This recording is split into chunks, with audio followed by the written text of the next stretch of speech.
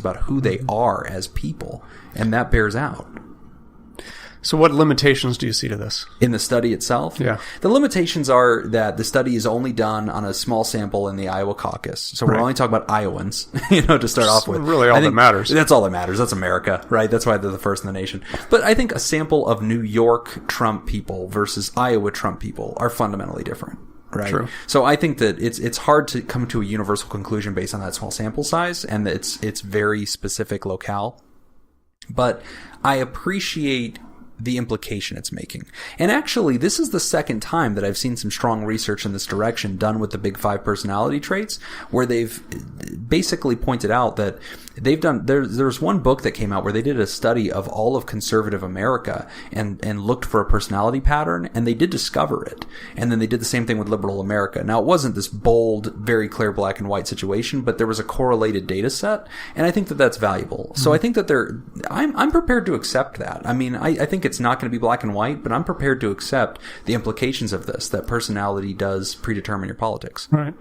The only thing I'm a little skeptical on is I'm always skeptical of personality tests in general. Right. Now, if you're going to do if you have some kind of personality test that is backed by science and it has been shown to be, have validity, and all that, that's good. But I don't like personality tests that then try to make a prediction on the person. That's very dangerous. I've done one training that I can remember I did was the colors training. Oh, I remember that. Where you take this test, and then based off of how you score in this test, then they assign you a color. Right. And then they proceed to tell you how you are. Yeah. Based off of you're a yellow. The color. Oh, yeah. And so I went to this training, and everybody in my office they loved it. They thought it was the greatest thing ever. My supervisor was all pumped and everything. And so I went to this training, and I was identified as a green, which is logical, fact-based, very non-emotional, just all Spock, right? Right. Okay, it's very much like that. And so I get back to the office. My supervisor is like, "Oh, how was the training? Didn't you love it?" And I was like, "Quite honestly, no. I thought it was bullshit." Right. I did. And she's like, "What? Why?" And I explained. And she's like, "Well, what color were you?" I said green. And she's then like, it was, that's what a green would say. Oh my gosh. Oh yeah. So that's when I gave up. That's like, maddening. all right. That's maddening. No, you're right. A lot of these personality tests are no more accurate than a horoscope. To me, it does explain a lot, because we tend to think, oh, well, religious people, they're going to vote Republican, right? And a lot of people point out, well, some of those views are inconsistent with your faith tradition. So why are you voting that way? And this data suggests that, well, the reason that they enjoy being a part of a faith tradition might be some of their personality features, and it's also why they're going to pick this kind of candidate. And so when we know that, it changes your perspective on, oh, well, what about these contradictions? Well, those contradictions were always irrelevant. They're not supporting the candidate because they actually firmly believe a lot of this. They're supporting personality traits that are familiar to them. So anyway, I'm not sure if it's a slam dunk, but that's an interesting takeaway from that research. Yeah. All right, we're going to take a quick break. When we come back, we're going to get into our listener mail. You're listening to Pod Therapy.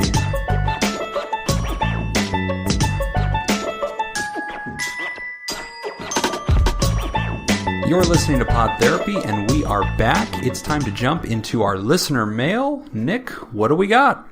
All right, our first one. What I want from a relationship. Jim. Is that all it says? Believe it or not, no. This person does not go there. Wow, they went a completely different direction. Unpredictable. Yeah, that's what I like about our listeners. Yeah, they don't say that. Yeah. All right. What's the deal with wanting to be single when I'm in a relationship and wanting to be in a relationship when I'm single? Oh my gosh, is that all it says? Yes. That's a great question.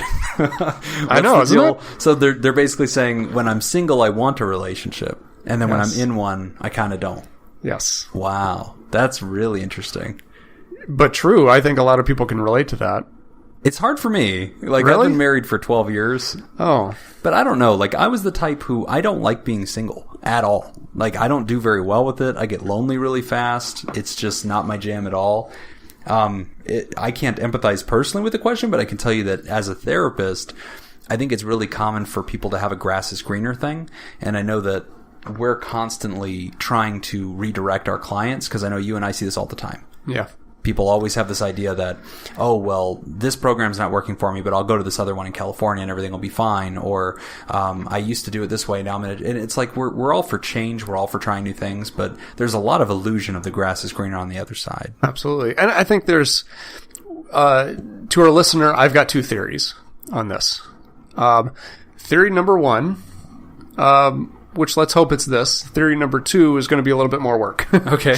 I like theory number one already. So theory number one has to do with what we call euphoric recall. Oh. Okay. So this is a really weird, kind of interesting trick that our mind plays with us, which is that we tend to recall events in a much more positive light than how they actually happened. So this is kind of like nostalgia.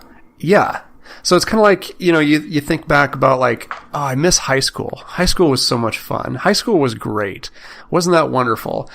Was it really? No. High school was horrible. Yeah. But you're absolutely right. But like the more you think about it, the more thought process you put into it, you kind of come to the conclusion that like, no, like I'm only remembering the good times. I'm not remembering that like if I had a zit on my face, then my entire social life is now completely destroyed, and all of the pressures that go on to being a teenager. But yet you pick one or two things, which like, oh, I didn't have a whole lot of responsibility. And that was my first taste of freedom. And so therefore it was wonderful. I think your point can be entirely proved by a 2-person survey. Go ask a 30-year-old, what was high school like? And they're probably going to say, oh, it was really cool. Everybody liked me. I loved it. Go ask a 16-year-old. How's high school? Terrible. Miserable. I hate my life. I really want to get out of here. None of this is good. So there you go. 2-person sample probably proves the point. Right. So the euphoric recall in relationships, that seems to fit with what's going on with our listener. Okay. So you're single and you're looking back at, like, oh, it was nice to be in a relationship. It was nice to have this moment where I see something on TV that's funny and I can share it with somebody. And I've got somebody I can come home to and I got whatever.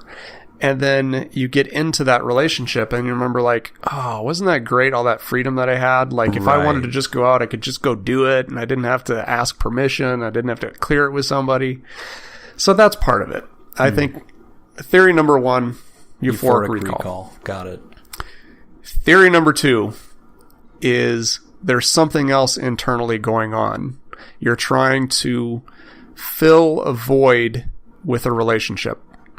I see this happen a lot with people in our program and people that I've worked with in the past where they're dealing with something external. And not external, internal. Could be trauma, could be abuse, neglect issues, could be mental illness, could be a whole number of different things. And they see the relationship as being the solution. If only, if I could get into a really committed, serious relationship, my problems would be over. And then they get into that relationship and they realize, no, you know what? I think I was better off single. That relationship ends. No, you know what? I think I was doing better when I was in a relationship. Right. And it's like constantly trying to fix a problem with the wrong tool. So they're using the presence of a relationship or the return to being single, believing this will solve it. The problem isn't me. The problem is my girlfriend, or the problem is I'm lonely. Right. And then they seek those things or they desire those things. But then once you get there, you're still unsettled because you were the problem all along. You still brought yourself to the relationship and you're the one who's by yourself without the relationship. And so in the end, it's the stuff that you haven't resolved yet. Yeah. And I think sometimes for the people that I've noticed or that I've worked with, I've noticed that they're not really even aware of it. It's not like that they are consciously trying to use a relationship to solve a problem. It's almost more on like a subconscious level. I think I agree with that. I think that I've seen a lot of people do this where they have that grass is greener thing. I think you really have a good point with euphoric recall. That's a really good statement. And euphoric recall is something we tend to reference in addiction science and addiction therapy. Oh, yeah. Because somebody, thinks back, they fantasize about what the good times were using their drug, and they forget that they got a DUI and they were in jail and their family hates them and they pawned their grandma's pearls. And so they only selectively remember the good stuff and their brain is filled with sort of a dopamine effect and they start to have euphoria. Yeah. And that's why we call it euphoric recall. But similar to nostalgia. So I think it's a really good point. And, to the writer, it sounds like you're on the fence, and it sounds like you find yourself oscillating. If I were your therapist, I think what I would probably want if you were in my office is I'd say, let's start with you. Let's examine you. Let's really get to know your core beliefs, where you come from, what your version of happiness probably looks like. And if we can have a full and complete understanding of self and really beginning, as Nick said, to remove some of those obstacles in yourself and anything that's unresolved and unchallenged, if we can deal with that, then I think when you select to be in a relationship, it will not be because you felt magnetized to it or you just wanted one because you were single, but rather I think it will feel like the right fit. And hopefully you'll wait for the right person too.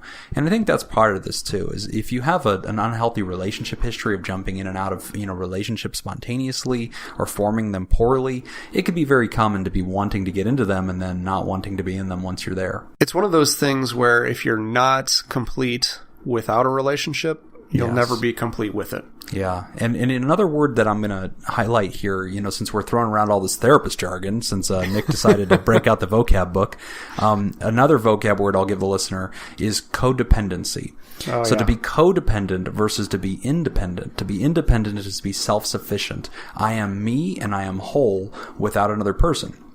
To be codependent is to be reliant on another person's approval or affection or contribution to your reality in order to feel complete and to feel whole. And I'm not this kind of guy that always takes shots at being codependent. I think there is such a thing as intentional vulnerability and intentional incompleteness in relationship where you make room and you create vacancy to need another human being. I'm not going to take a categorical approach against that, but definitely take a look at that, because if you have a history of codependency, you'll find that you need relationships when you're single. You seek them, you don't feel complete, and then when you're in them, they have a lot of power and you might resent them. And you might long for being single because you don't like how dependent you are on the other person. Mm-hmm. Great question. Please write in again. Yes. Thank you for give us an update. In. Yes, always let us know. And, next time don't be afraid to talk about how you want a relationship with Jim. That's always okay. And also unethical. Deeply, deeply unethical. It's not unethical to have a crush on your podcast host. That's right. Yeah. I have a crush on my podcast host. Oh, God. Hey, Nick. All right. I need an adult. All right. When we come back, we are going to talk about having a burner phone. This will be interesting. Stick around. You're listening to Pod Therapy. We're back with Pod Therapy, and we are about to dive into a question about having a burner phone. This is going to be fascinating. Absolutely. All right. So the question is titled, My Wife Has a Burner Phone. My wife, let's call her N, and I had some problems. Specifically, she admitted to cheating with a guy who we'll call S. That was a year ago. Afterward, we made some good progress with counseling. We're in a better place. It's definitely not the same, but it's better. Anyway, even though we're better, I still can't move past the incident. What's worse is that N and S still talk. But, as my wife puts it, we talk, but not like we used to. Anyway, yesterday I had to change my wife's tire, and in the spare tire compartment I found a burner phone. I don't know how to bring this up. My head is all over the place. I don't know what to do. I want to confront her, but she'll accuse me of snooping, which I have done before. What do I do? Yikes. Yikes. Holy cow. Sorry, man. Tough. Yeah, that's really hard. Yeah, we... okay, so for the listener, I'm sure everybody kind of knows what a burner phone is, but... May as well clarify. If you don't, essentially a burner phone is a phone that... Michael Cohen has in his office. 16 of them. Yeah, 16. He's only got 3 clients. Trump's lawyer, Michael Cohen, has plenty of these. But I don't think it's to talk to this guy's wife. Probably not. Probably not. So yeah, your burner phone, that's a phone that you use just specifically for affairs or anything that you want to keep quiet. Usually a nefarious reason. You don't want to be traced, tracked, or anybody to know you have that. Yes. So in this case, this guy's wife had an affair. He caught it. They went to counseling. They've made progress. Good. But immediately, and I want your take on this, Nick, but as a therapist, my immediate reaction, burner phone aside, you're aware that